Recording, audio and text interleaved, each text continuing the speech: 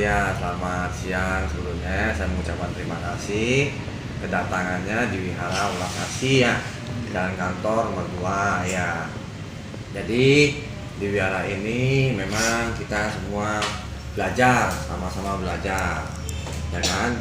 Nah, mengenai jawaban yang mengenai tentang Bhinneka Tunggal Ika itu bagaimana itu ya? Jadi Bhinneka Tunggal Ika itu bersatu kita teguh, bercerai kita runtuh, ya kan? Persatuan intinya, ya kan?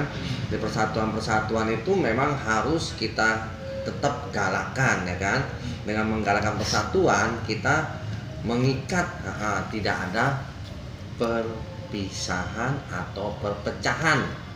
Karena dengan perpecahan atau perpisahan itu nanti menyebabkan yaitu suatu hal yang tadinya bermanfaat menjadi tidak bermanfaat gitu ya.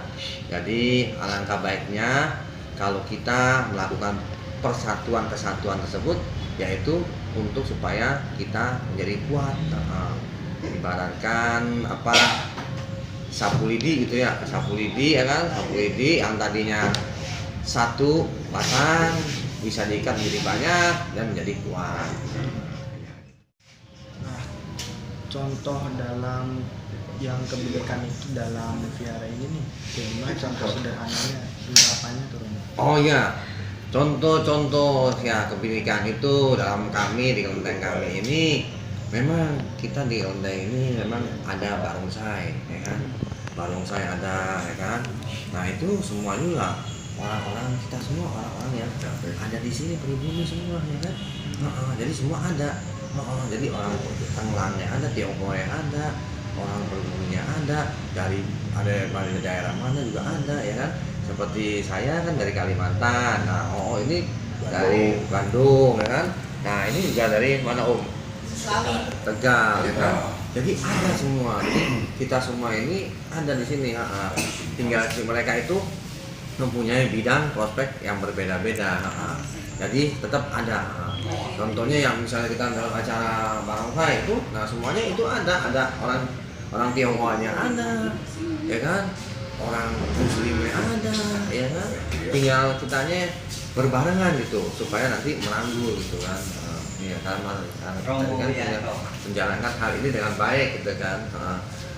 Kalau barongsai itu satu misalnya jatuh ya kepala jadi ikut iya jadi nggak seimbang, ya kan? Jadi mesti ada persatuan gitu. Berarti dalam penerapan Bhinneka Tunggal Ika dalam vihara ini jadi nggak memandang siapa dan dari mana ya? Iya, memang kita ini memang harus saling itu mengisi kekosongan gitu kan. Siapapun yang ada di sini, ya kan, etnis apapun yang ada di sini, mereka pun datang berkunjung, ya kan, mengetahui bagaimana sih, menanyakan, ya kan, bagaimana gitu mengenai kelenteng ini. Dan kadang-kadang juga ada juga yang menanyakan nasib gitu, nasibnya bagaimana, ya kan, dengan acara ritual sembayangan kan ada juga yang bertanya gitu. Karena di sini ini kan di kelenteng wihara ini kan mereka ini mempunyai dewa dewi yang berbeda-beda, figur yang berbeda-beda ya. Ada yang Dewi Ulas Asih, ada yang Dewi Laut, ada yang Dewa Kejujuran, Dewa Dagang, Dewa Dapur, ya kan.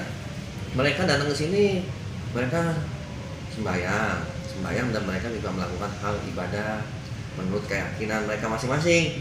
Tapi mereka misalnya mau dagangannya supaya jalan gitu, ya kan. Bagaimana? Nah ini di sini Dewa Dagang ini, ya kan. Siapa tahu dengan apa perbuatan baik yang dia tanam, ya kan, apa yang dilakukan pada saat kemarin-kemarin dia baik gitu kan ya, akhirnya pas dia sembahyang di sini semoga perbuatan baik saya ini menumbuhkan kebaikan pada diri kita sendiri, pada diri kita semua gitu.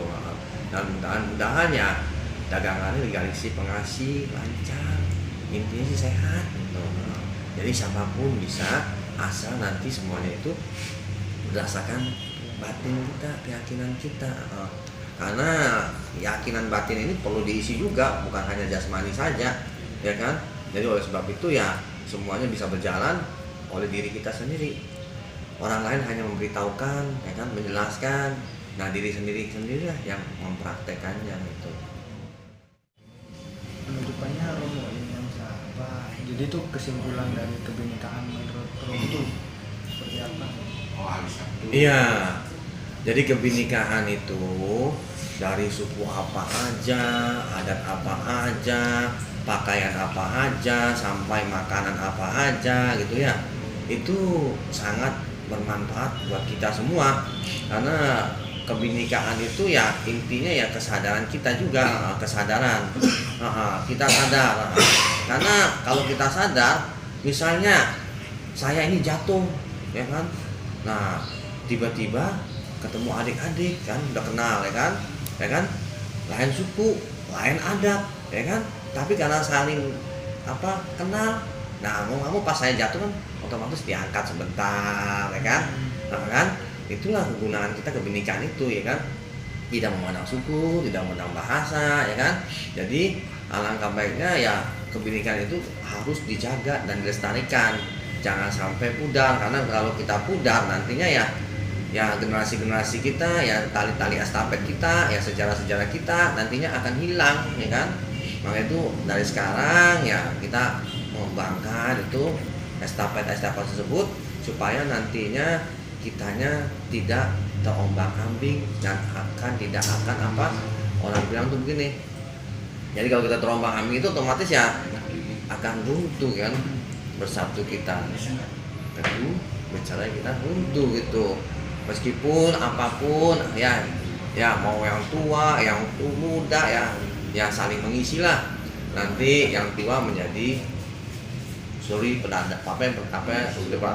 guru gitulah nah, ya suri teladan gitu kan suri teladan guru ya kan nah yang mudanya nanti menerapkan teori tersebut dan mempraktekkan dan mengevaluasi bagaimana hal-hal ini dengan baik ya kan seperti tanaman kan kalau kita tanam dia akan subur kalau di tempat tanah yang subur airnya yang subur ya kan dan orang yang mau tanamnya juga mesti yakin dengan biji-biji yang subur tersebut ya kan apalagi negara kita negara yang subur beda dengan negara-negara lain yang masih mengekspor ya kan jadi alangkah baiknya jangan sampai kita ya supaya jangan sampai terjadi apa-apalah di negara kita yang bagus indah ini gitu. Jadi dari kebiasaan tersebut ya dirangkum ya jalanilah semuanya itu meskipun warna berbeda-beda tapi membuat kecerahan bagi penerangan buat kita semua gitu.